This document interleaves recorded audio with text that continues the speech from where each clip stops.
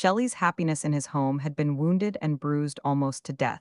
Secondly, because Harriet's studies had dwindled away to nothing, Bysshe had ceased to express any interest in them. At what time was this? It was when Harriet had fully recovered from the fatigue of her first effort of maternity, and was now in full force, vigor, and effect. Very well, the baby was born 2 days before the close of June. It took the mother a month to get back her full force, vigor, and effect. This brings us to July 27th and the deadly Cornelia. If a wife of 18 is studying with her husband, and he gets smitten with another woman, isn't he likely to lose interest in his wife's studies for that reason? And is not his wife's interest in her studies likely to languish for the same reason? Would not the mere sight of those books of hers sharpen the pain that is in her heart? This sudden breaking down of a mutual intellectual interest of 2 years' standing is coincident with Shelley's re-encounter with Cornelia, and we are allowed to gather from that time forth, for nearly 2 months, he did all his studying in that person's society. We feel at liberty to rule out count number 2 from the indictment against Harriet. Shelley's happiness in his home had been wounded and bruised almost to death. Thirdly, because Harriet's walks with Hogg commonly led to some fashionable bonnet shop. I offer no palliation. I only ask why the dispassionate, impartial judge did not offer one himself. Merely, I mean, to offset his leniency in a similar case or two, where the girl who ran away with Harriet's husband was the shopper. There are several occasions where she interested herself with shopping, among them being walks which ended at the bonnet shop. Yet in none of these cases does she get a word of blame from the good judge, while in one of them he covers the deed with a justifying remark, she doing the shopping that time to find easement for her mind, her child having died. Shelley's happiness in his home had been wounded and bruised almost to death, fourthly, by the introduction there of a wet nurse. The wet nurse was introduced at the time of the Edinburgh sojourn, immediately after Shelley had been enjoying the 2 months of study with Cornelia, which broke up his wife's studies and destroyed his personal interest in them. Why, by this time, nothing that Shelley's wife could do would have been satisfactory to him, for he was in love with another woman, and was never going to be contented again until he got back to her. If he had been still in love with his wife, it is not easily conceivable that he would care much who nursed the baby, provided the baby was well nursed. Harriet's jealousy was assuredly voicing itself now, Shelley's conscience was assuredly nagging him, pestering him, persecuting him. Shelley needed excuses for his altered attitude toward his wife. Providence pitied him and sent the wet nurse. If Providence had sent him a cotton donut, it would have answered just as well. All he wanted was something to find fault with. Shelley's happiness in his home had been wounded and bruised almost to death, fifthly, because Harriet narrowly watched a surgical operation which was being performed upon her child, and, to the astonishment of the operator, who was watching Harriet instead of attending to his operation, she betrayed not the smallest sign of emotion. The author of this biography was not ashamed to set down that exultant slander. He was apparently not aware that it was a small business to bring into his court a witness whose name he does not know, and whose character and veracity there is none to vouch for, and allow him to strike this blow at the mother heart of this friendless girl. The biographer says, we may not infer from this that Harriet did not feel. Why put it in then? But we learn that those about her could believe her to be hard and insensible.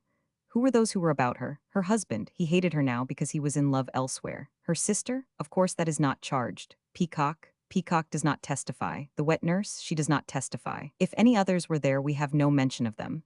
Those about her are reduced to one person, her husband. Who reports the circumstance? It is Hogg. Perhaps he was there, we do not know. But if he was, he still got his information at second hand, as it was the operator who noticed Harriet's lack of emotion, not himself. Hogg is not given to saying kind things when Harriet is his subject. He may have said them the time that he tried to tempt her to soil her honor, but after that he mentions her usually with a sneer. Among those who were about her was one witness well equipped to silence all tongues, abolish all doubts, set our minds at rest. One witness not called and not callable, whose evidence, if we could but get it, would outweigh the oaths of whole battalions of hostile Hoggs and nameless. Surgeons, the baby. I wish we had the baby's testimony, and yet if we had it, it would not do us any good. A furtive conjecture, a sly insinuation, a pious if or two would be smuggled in, here and there, with a solemn air of judicial investigation, and its positiveness would wilt into dubiety. The biographer says of Harriet, if words of tender affection and motherly pride proved the reality of love, then undoubtedly she loved her firstborn child. That is, if mere empty words can prove it, it stands proved, and in this way, without committing himself, He gives the reader a chance to infer that there isn't any extant evidence but words, and that he doesn't take much stock in them. How seldom he shows his hand. He is always lurking behind a noncommittal, if, or something of that kind, always gliding and dodging around, distributing colorless poison here and there and everywhere, but always leaving himself in a position to say that his language will be found innocuous if taken to pieces and examined. He clearly exhibits a steady and never-relaxing purpose to make Harriet the scapegoat for her husband's first great sin, but it is in the general view that this is revealed, not in the details. His insidious literature is like blue water.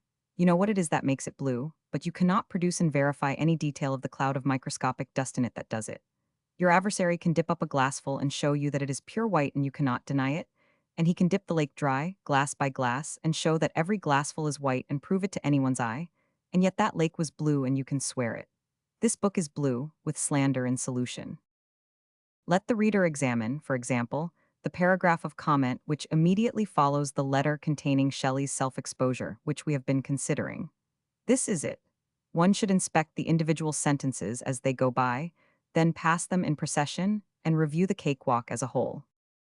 Shelley's happiness in his home, as is evident from this pathetic letter, had been fatally stricken, it is evident.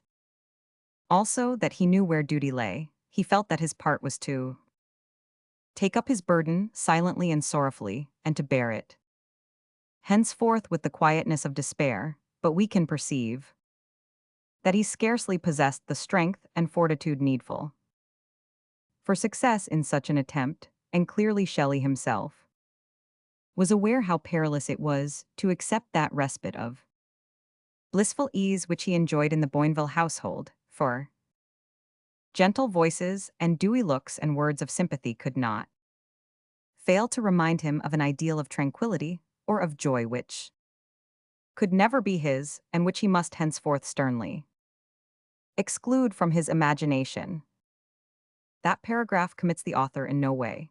Taken sentence by sentence, it asserts nothing against anybody or in favor of anybody, pleads for nobody, accuses nobody. Taken detail by detail, it is as innocent as moonshine. And yet, taken as a whole, it is a design against the reader. Its intent is to remove the feeling which the letter must leave with him if let alone, and put a different one in its place. To remove a feeling justified by the letter and substitute one not justified by it. The letter itself gives you no uncertain picture.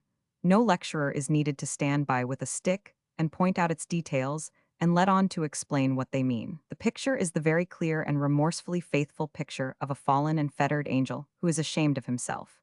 An angel who beats his soiled wings and cries, who complains to the woman who enticed him that he could have borne his wayward lot, he could have stood by his duty if it had not been for her beguilements. An angel who rails at the boundless ocean of abhorred society, and rages at his poor judicious sister-in-law. If there is any dignity about this spectacle, it will escape most people. Yet when the paragraph of comment is taken as a whole, the picture is full of dignity and pathos.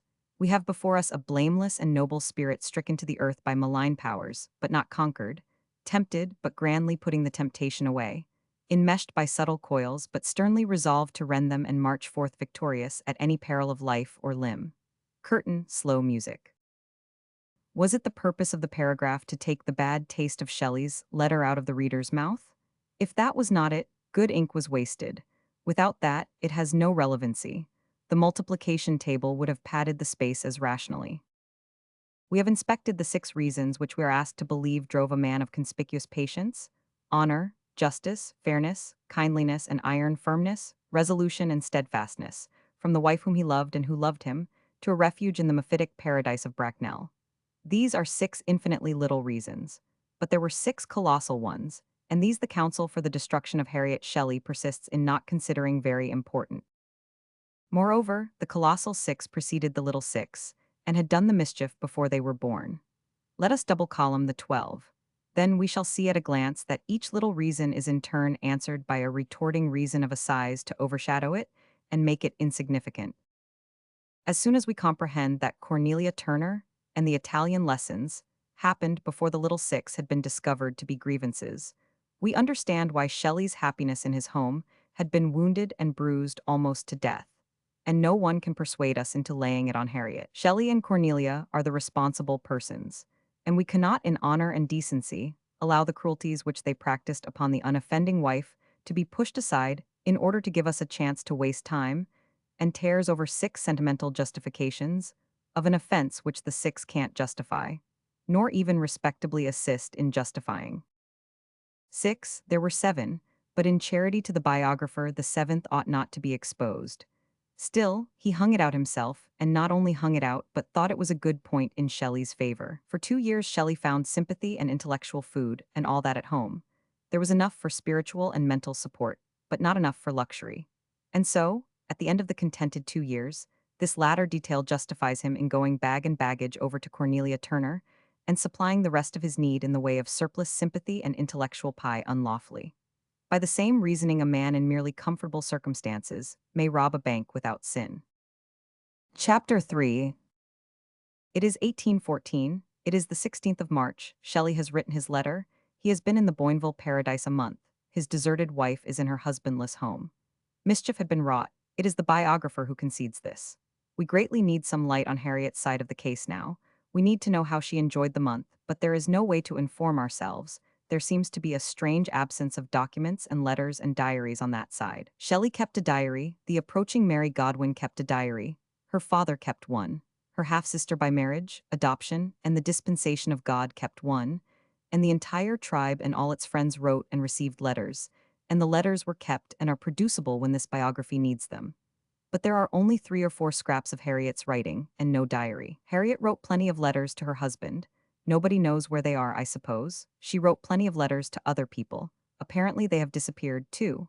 Peacock says she wrote good letters, but apparently interested people had sagacity enough to mislay them in time. After all her industry, she went down into her grave and lies silent there, silent when she has so much need to speak.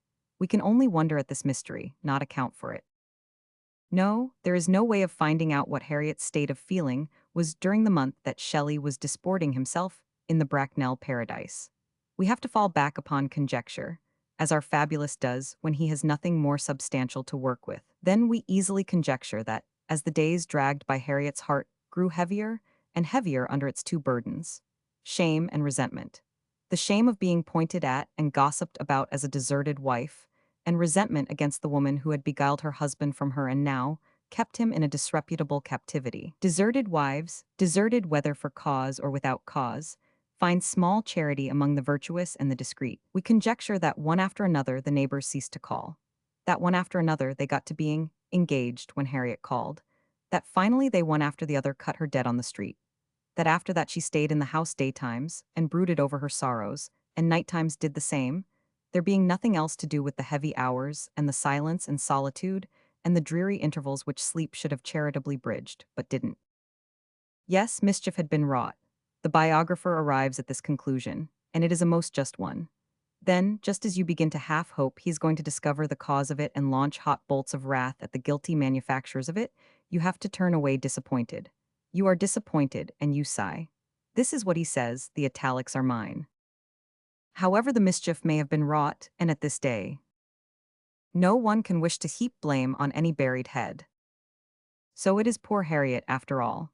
Stern justice must take its course, justice tempered with delicacy, justice tempered with compassion, justice that pities a forlorn dead girl and refuses to strike her, except in the back, will not be ignoble and say the harsh thing, but only insinuate it. Stern justice knows about the carriage and the wet nurse and the bonnet shop and the other dark things that caused this sad mischief, and may not, must not blink them. So it delivers judgment where judgment belongs, but softens the blow by not seeming to deliver judgment at all. To resume, the italics are mine.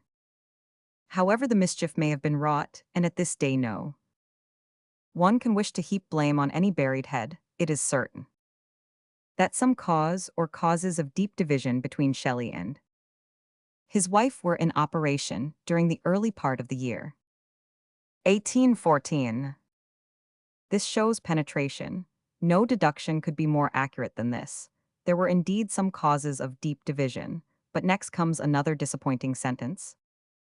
To guess at the precise nature of these causes, in the absence of definite statement, were useless.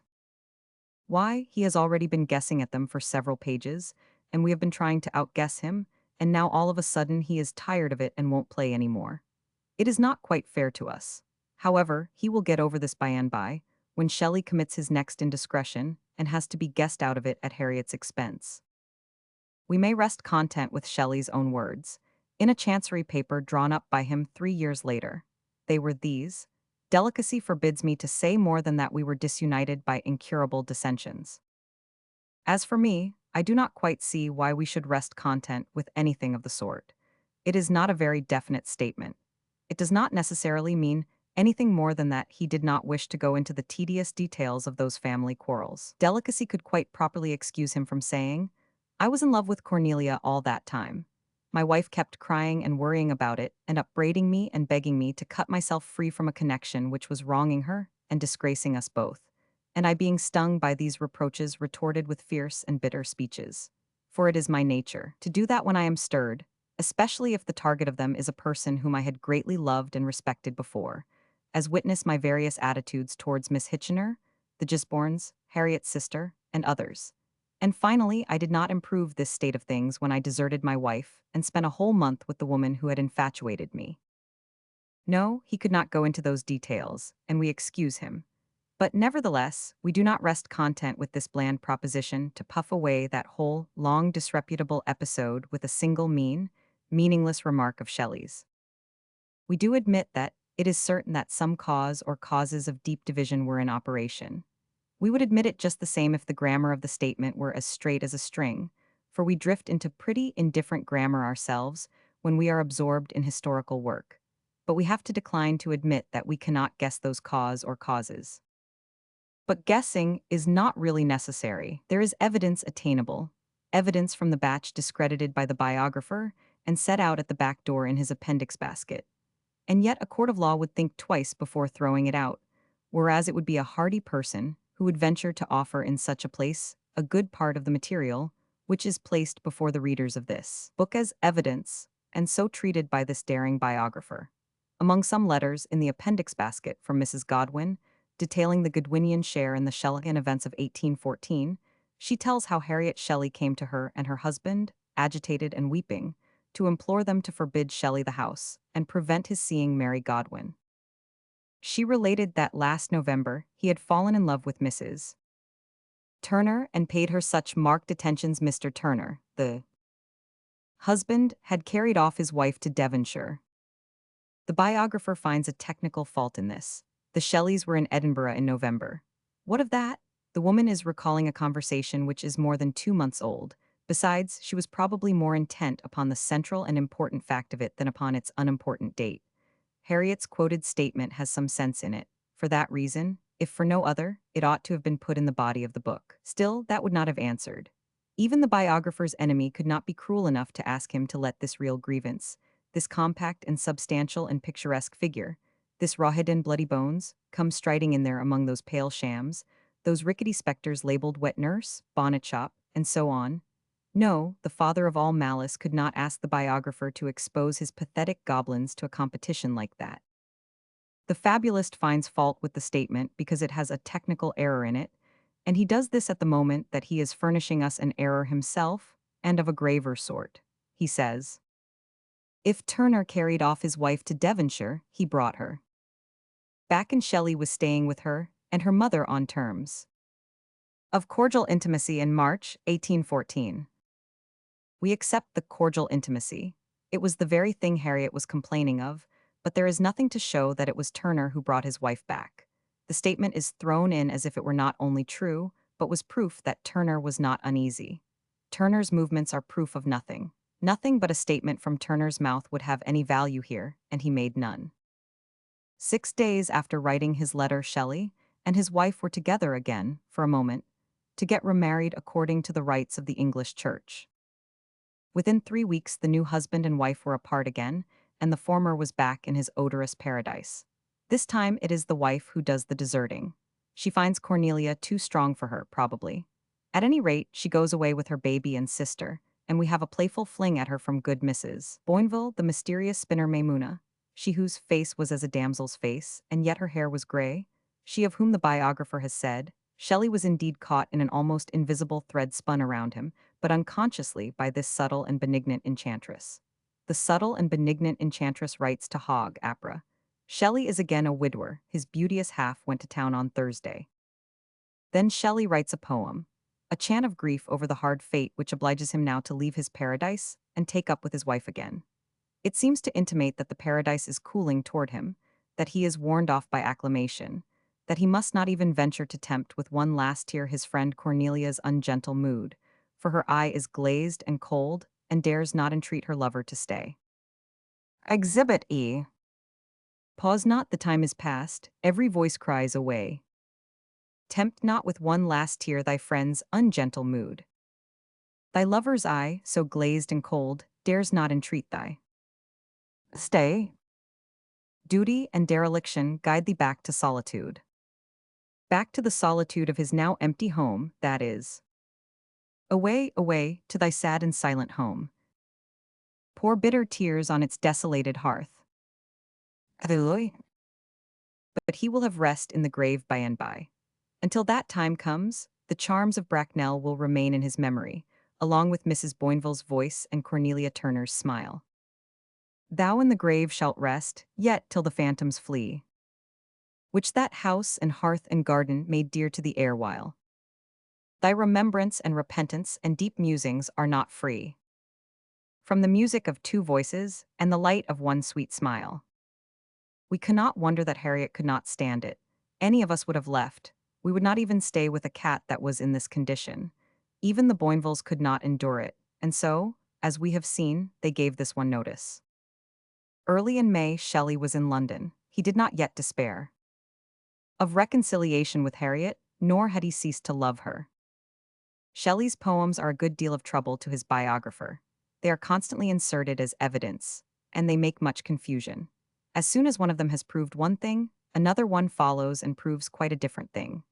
The poem just quoted shows that he was in love with Cornelia, but a month later he is in love with Harriet again, and there is a poem to prove it.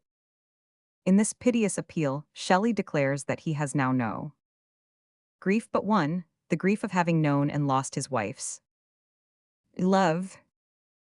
Exhibit F.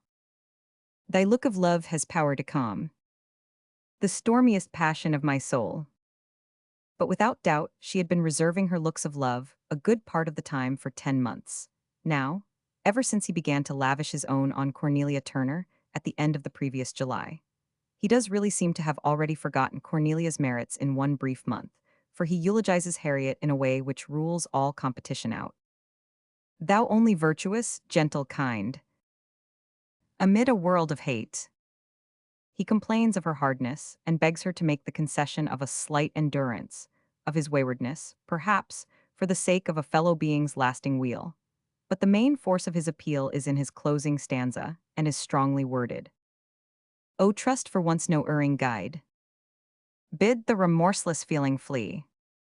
Tease malice, tease revenge, tease pride. Tease anything but thee. O deign a nobler pride to prove. And pity if thou canst not love. This is in May, apparently towards the end of it. Harriet and Shelley were corresponding all the time. Harriet got the poem. A copy exists in her own handwriting, she being the only gentle and kind person amid a world of hate. According to Shelley's own testimony in the poem, we are permitted to think that the daily letters would presently have melted that kind and gentle heart and brought about the reconciliation, if there had been time, but there wasn't. For in a very few days, in fact, before the 8th of June, Shelley was in love with another woman. And so, perhaps while Harriet was walking the floor nights, trying to get her poem by heart, her husband was doing a fresh one for the other girl, Mary Wollstonecraft Godwin, with sentiments like these in it. Exhibit G. To spend years thus and be rewarded. As thou, sweet love, requited me, when none were near. Thy lips did meet mine tremblingly. Gentle and good and mild thou art. Nor can I live if thou appear aught but thyself. And so on. Before the close of June it was known and felt by Mary and Shelley that each was inexpressibly dear to the other. Yes, Shelley had found this child of 16 to his liking and had wooed and won her in the graveyard. But that is nothing. It was better than wooing her in her nursery, at any rate, where it might have disturbed the other children. However, she was a child in years only. From the day that she set her masculine grip on Shelley, he was to frisk no more. If she had occupied the only kind and gentle Harriet's place in March, it would have been a thrilling spectacle to see her invade the Boinville rookery and read the riot act. That holiday of Shelley's would have been of short duration, and Cornelia's hair would have been as gray as her mother's when the services were over. Hogg went to the Godwin residence in Skinner Street with Shelley on that 8th of June. They passed through Godwin's little debt factory of a bookshop and went upstairs hunting for the proprietor. Nobody there. Shelley strode about the room impatiently, making its crazy floor quake under him. Then a door was partially and softly opened. A thrilling voice called Shelley. A thrilling voice answered, "Mary," and he darted out of the room like an arrow from the bow of the far-shooting king. A very young female, fair and fair-haired, pale indeed, and with a piercing look, wearing a frock of tartan, an unusual dress in London at that time, had called him out of the room. This is Mary Godwin, as described by Hogg. The thrill of the voices shows that the love of Shelley and Mary was already upward of a fortnight old, therefore it had been born within the month of May. Born, while Harriet was still trying to get her poem by heart, we think. I must not be asked how I know so much about that thrill. It is my secret.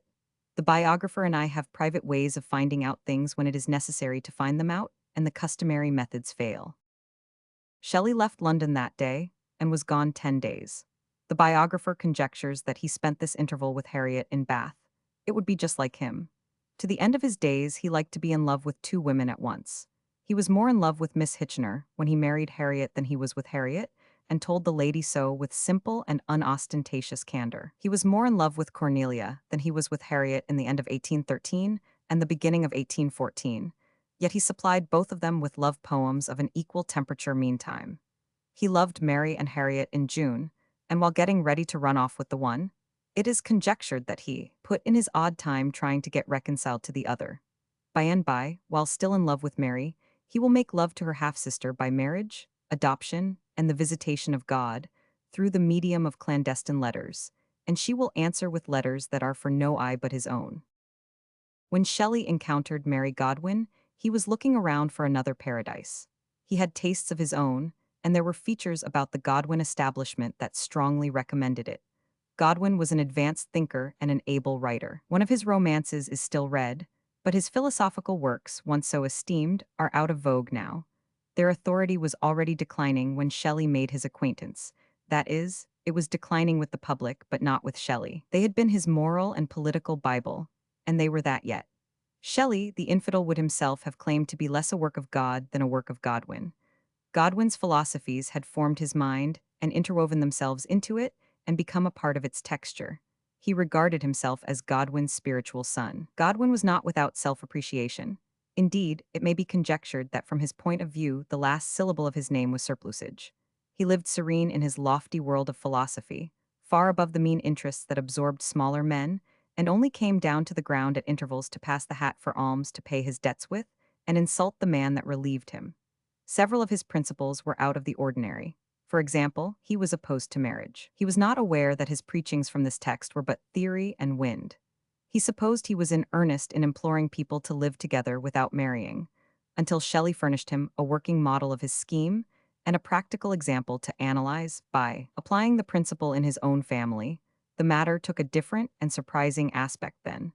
The late Matthew Arnold said that the main defect in Shelley's makeup was that he was destitute of the sense of humor. This episode must have escaped Mr. Arnold's attention. But we have said enough about the head of the new paradise. Mrs. Godwin is described as being in several ways a terror, and even when her soul was in repose, she wore green spectacles. But I suspect that her main unattractiveness was born of the fact that she wrote the letters that are out in the appendix basket in the backyard. Letters which are an outrage and wholly untrustworthy. For they say some kind things about poor Harriet and tell some disagreeable truths about her husband. And these things make the fabulist grit his teeth a good deal. Next we have Fanny Godwin, a Godwin by courtesy only. She was Mrs. Godwin's natural daughter by a former friend. She was a sweet and winning girl, but she presently wearied of the Godwin paradise and poisoned herself. Last in the list is Jane, or Claire, as she preferred to call herself, Claremont, daughter of Mrs. Godwin by a former marriage. She was very young and pretty and accommodating, and always ready to do what she could to make things pleasant. After Shelley ran off with her part-sister Mary, she became the guest of the pair and contributed a natural child to their nursery, Allegra. Lord Byron was the father. We have named the several members and advantages of the new paradise in Skinner Street, with its crazy bookshop underneath. Shelley was all right now. This was a better place than the other, more variety anyway, and more different kinds of fragrance. One could turn out poetry here without any trouble at all. The way the new love match came about was this.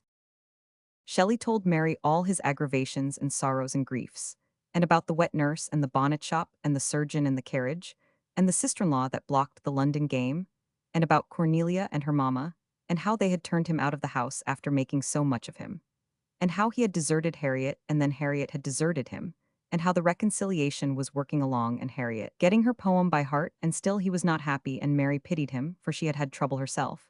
But I am not satisfied with this. It reads too much like statistics. It lacks smoothness and grace and is too earthy and businesslike. It has the sordid look of a trades union procession out on strike. That is not the right form for it. The book does it better. We will fall back on the book and have a cakewalk. It was easy to divine that some restless grief possessed him. Mary herself was not unlearned in the lore of pain. His generous zeal in her father's behalf, his spiritual sonship to Godwin, his reverence for her mother's memory, were guarantees. With Mary of his excellence, what she was after was guarantees of his excellence that he stood ready to desert. His wife and child was one of them, apparently, the new. Friends could not lack subjects of discourse, and underneath their words about Mary's mother and political justice and rights of woman were two young hearts, each feeling towards the other, each perhaps unaware, trembling in the direction of the other, the desire to assuage the suffering of one whose happiness has grown precious to us, may become a hunger of the spirit as keen as any other, and this hunger now possessed Mary's heart. When her eyes rested unseen on Shelley, it was with a look full of the ardor of a soothing pity. Yes, that is better and has more composure. That is just the way it happened. He told her about the wet nurse, she told him about political justice. He told her about the deadly sister-in-law, she told him about her mother. He told her about the bonnet shop, she murmured back about the rights of woman. Then he assuaged her, then she assuaged him. Then he assuaged her some more, next she assuaged him some more. Then they both assuaged one another simultaneously. And so they went on by the hour assuaging and assuaging and assuaging, until at last what was the result? They were in love. It will happen so every time. He had married a woman who, as he now persuaded himself, had never truly loved him, who loved only his fortune and his rank, and who proved her selfishness by deserting him in his misery. I think that that is not quite fair to Harriet. We have no certainty that she knew Cornelia had turned him out of the house. He went back to Cornelia, and Harriet may have supposed that he was as happy with her as ever.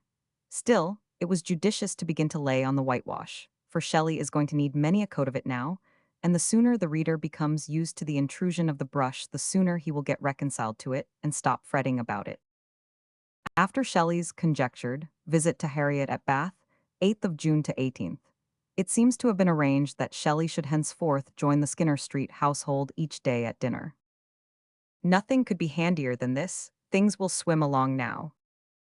Although now Shelley was coming to believe that his wedded union with Harriet was a thing of the past, he had not ceased to regard her with affectionate consideration. He wrote to her frequently and kept her informed of his whereabouts.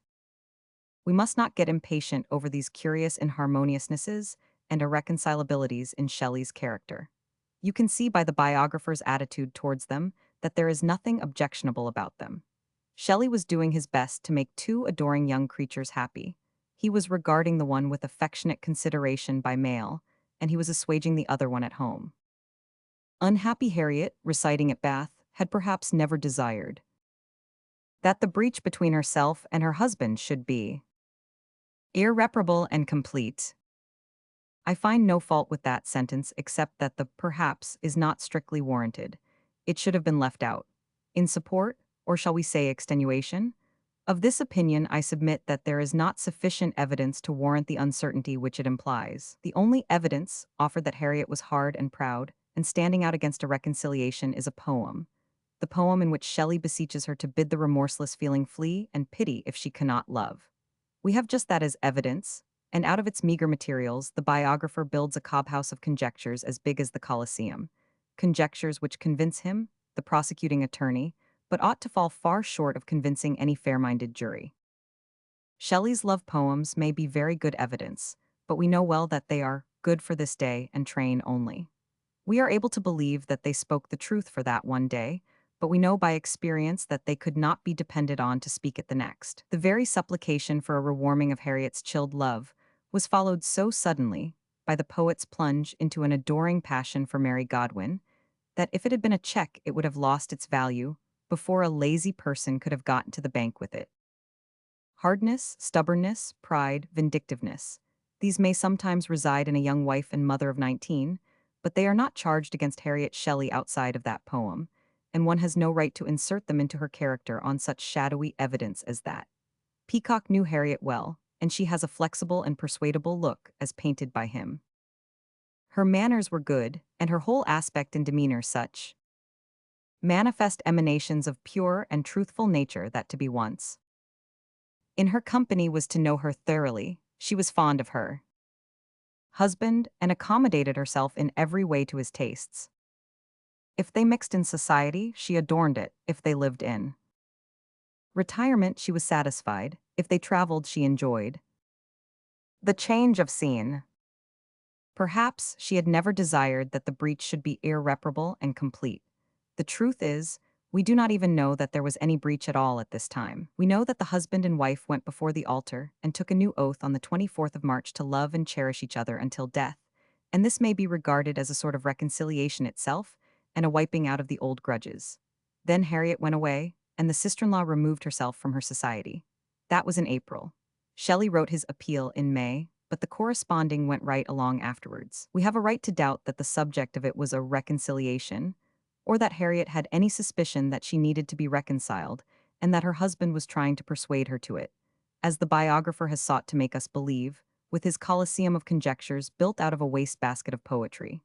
For we have evidence, now, not poetry and conjecture. When Shelley had been dining daily in the Skinner Street paradise 15 days, and continuing the love match which was already a fortnight old 25 days earlier, he forgot to write Harriet, forgot it the next day and the next.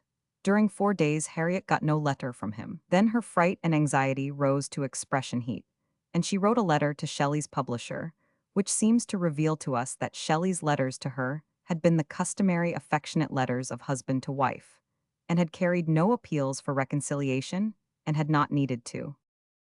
Bath, postmark July 7, 1814. My dear sir, you will greatly oblige me by giving the enclosed to Mr. Shelley. I would not trouble you, but it is now 4 days since I have heard from him, which to me is an age. Will you write by return of post and tell me what has become of him, as I always fancy something dreadful has happened if I do not hear from him. If you tell me that he is well, I shall not come to London, but if I do not hear from you or him, I shall certainly come, as I cannot endure this dreadful state of suspense. You are his friend and you can feel for me. I remain yours truly. H.S. Even without Peacock's testimony that her whole aspect and demeanor were manifest emanations of a pure and truthful nature, we should hold this to be a truthful letter, a sincere letter, a loving letter. It bears those marks. I think it is also the letter of a person accustomed to receiving letters from her husband frequently, and that they have been of a welcome and satisfactory sort, too, this long time back, ever since the solemn remarriage and reconciliation at the altar most likely. The biographer follows Harriet's letter with a conjecture. He conjectures that she would now gladly have retraced her steps, which means that it is proven that she had steps to retrace, proven by the poem. Well, if the poem is better evidence than the letter, we must let it stand at that. Then the biographer attacks Harriet Shelley's honor, by authority of random and unverified gossip scavengered from a group of people whose very names make a person shudder. Mary Godwin, mistress to Shelley, her part-sister, discarded mistress of Lord Byron. Godwin, the philosophical tramp, who gathers his share of it from a shadow, that is to say, from a person whom he shirks out of naming. Yet the biographer dignifies this sorry rubbish with the name of evidence. Nothing remotely resembling a distinct charge from a named person professing to know is offered among this precious evidence. How any man in his right mind could bring himself to defile the grave of a shamefully abused and defenseless girl with these baseless fabrications, this manufactured filth, is inconceivable. How any man in his right mind or out of it could sit down and coldly try to persuade anybody to believe it, or listen patiently to it, or, indeed, do anything but scoff at it and deride it, is astonishing. The charge insinuated by these odious slanders is one of the most difficult of all offenses to prove. It is also one which no man has a right to mention, even in a whisper, about any woman, living or dead, unless he knows it to be true, and not even then unless he can also prove it to be true. There is no justification for the abomination of putting this stuff in the book. Against Harriet Shelley's good name, there is not one scrap of tarnishing evidence, and not even a scrap of evil gossip that comes from a source that entitles it to a hearing. On the credit side of the account, we have strong opinions from the people who knew her best. Peacock says, "I feel it due to the memory of Harriet to state my most decided conviction that her conduct as a wife was as pure, as true, as absolutely faultless, as that of any who for such conduct are held most in honor." Thornton Hunt, who had picked and published slight flaws in Harriet's character, says, as regards this alleged large one, there is not a trace of evidence or a whisper of scandal against her before her voluntary departure from Shelley. Trelawney says, I was assured by the evidence of the few friends who knew both Shelley and his wife, Hookham, Hogg, Peacock, and one of the Godwins, that Harriet was perfectly innocent of all offense. What excuse was there for raking up a parcel of foul rumors from malicious and discredited sources and flinging them at this dead girl's head? Her very defenselessness should have been her protection. The fact that all letters to her or about her, with almost every scrap of her own writing, had been diligently mislaid, leaving her case destitute of a voice, while every pen stroke which could help her husband's side had been as diligently preserved, should have excused her from being brought to trial. Her witnesses have all disappeared, yet we see her summoned in her grave clothes to plead for the life of her character, without the help of an advocate, before a disqualified judge and a packed jury. Harriet Shelley wrote her distressed letter on the 7th of July. On the 28th, her husband ran away with Mary Godwin and her part-sister Claire to the continent. He deserted his wife when her confinement was approaching. She bore him a child at the end of November. His mistress bore him another one something over 2 months later. The truants were back in London before either of these events occurred. On one occasion, presently, Shelley was so pressed for money to support his mistress with that he went to his wife and got some money of his that was in her hands, £20. Yet the mistress was not moved to gratitude. For later, when the wife was troubled to meet her engagements, the mistress makes this entry in her diary. Harriet sends her creditors here, nasty woman, now we shall have to change our lodgings. The deserted wife bore the bitterness and obloquy of her situation 2 years and a quarter, then she gave up and drowned herself. A month afterwards, the body was found in the water. 3 weeks later, Shelley married his mistress. I must here be allowed to italicize a remark of the biographers concerning Harriet Shelley. That no act of Shelley's during the 2 years which immediately preceded her death tended to cause the rash act which brought her life to its close seems certain. Yet her husband had deserted her and her children, and was living with a concubine all that time. Why should a person attempt to write biography when the simplest facts have no meaning to him? This book is littered with as crass stupidities as that one, deductions by the page which bear no discoverable kinship to their premises. The biographer throws off that extraordinary remark without any perceptible disturbance to his serenity, for he follows it with a sentimental justification of Shelley's conduct, which has not a pang of conscience in it, but is silky and smooth and undulating and pious, a cakewalk with all the colored brethren at their best. There may be people who can read that page and keep their temper, but it is doubtful. Shelley's life has the one indelible blot upon it, but is otherwise worshipfully noble and beautiful. It even stands out indestructibly gracious and lovely from the ruck of these disastrous pages, in spite of the fact that they expose and establish his responsibility for his forsaken wife's pitiful fate, a responsibility which he himself tacitly admits in a letter to Eliza Westbrook, wherein he refers to his taking up with Mary Godwin as an act which Eliza might excusably regard as the cause of her sister's ruin.